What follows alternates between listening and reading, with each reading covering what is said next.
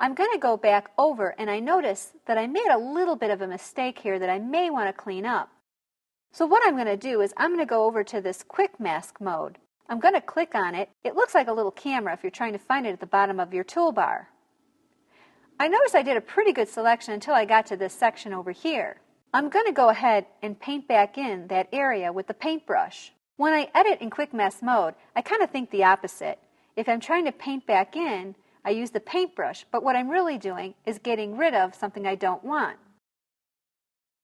If I'm trying to get really close, I could grab the zoom tool and zoom in so I do a better job. I can really see the pixels now.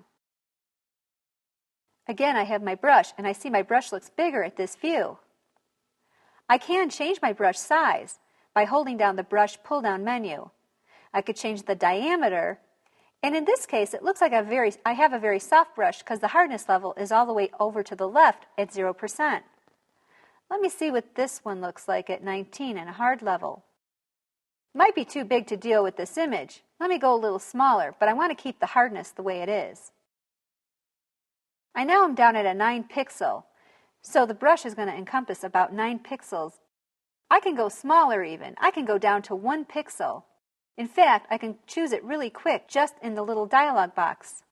So you can really be quite precise when it comes to choosing and cleaning up your selections.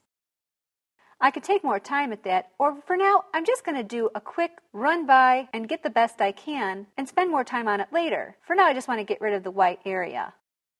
I'm going to go back to editing in standard mode, and I can see how it's selected those pixels.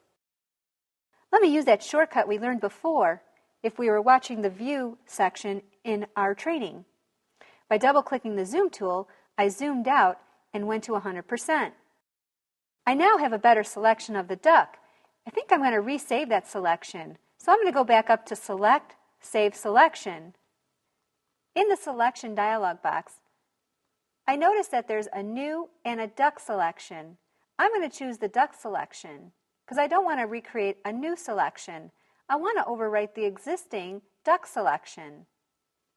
I see that now it says Replace Channel instead of New Channel.